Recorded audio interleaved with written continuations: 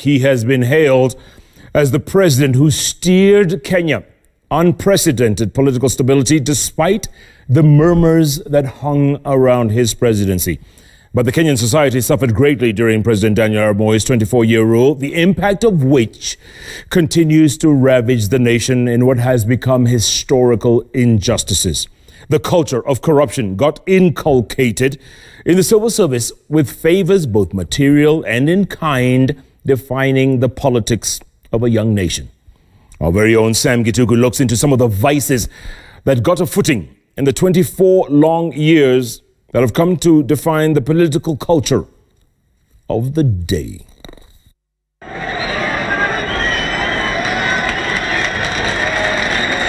When President Moi took over the reins of power in December 2002, his promise was to put a stop to corruption from being a way of life in Kenya.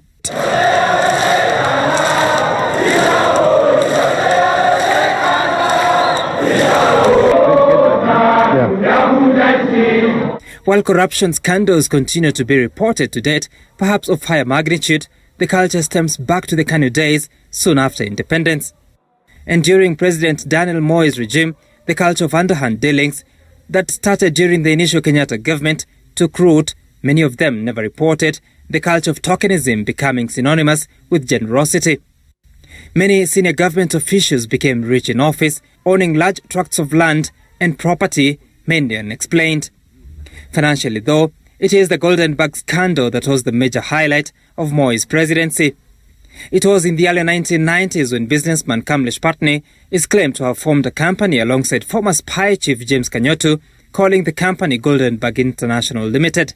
The main business was supposedly the export of gold and diamond jewellery, and the company received compensation from the government in foreign earnings. The scheme said to have been executed in conjunction with the exchange bank that was also owned by the two. Shock on the nation that no gold was ever exported, but the foreign exchange compensation was regularly paid for a period of 3 years. President Kibaki, upon assuming office, formed a judicial commission of inquiry chaired by former Judge Samuel Bosire. Justice Bosire recommended investigation and consideration for prosecution of 4 persons and an entity, including the former President Daniel Moi.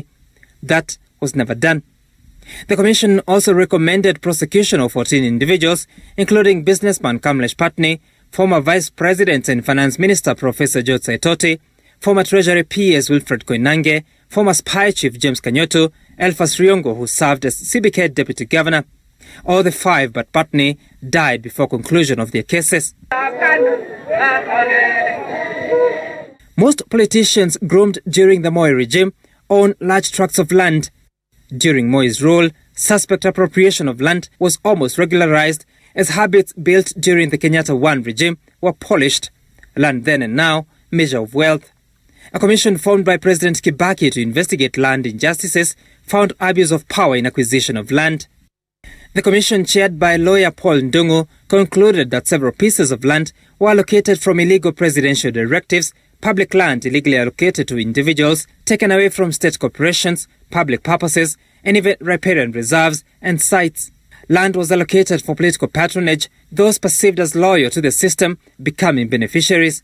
The Ndungu report details how presidential allocations were never followed with allotment documents, with the Commissioner of Lands blamed for overstepping his mandate and sometimes allocating land, claiming a presidential award. It was a big cotton growing area. And with the culture of corruption deep-rooted, the economy was the casualty. The economy gradually declined, stagnating in the 1990s.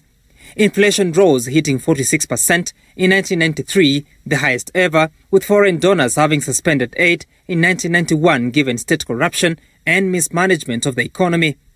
The government had to reduce the workforce, spending on social services declined, hurting its core, the education enrollment. Public institutions were forced to privatize, industries closed, while unemployment rose. And then the International Monetary Fund and the World Bank pushed for structural adjustment programs for the economy.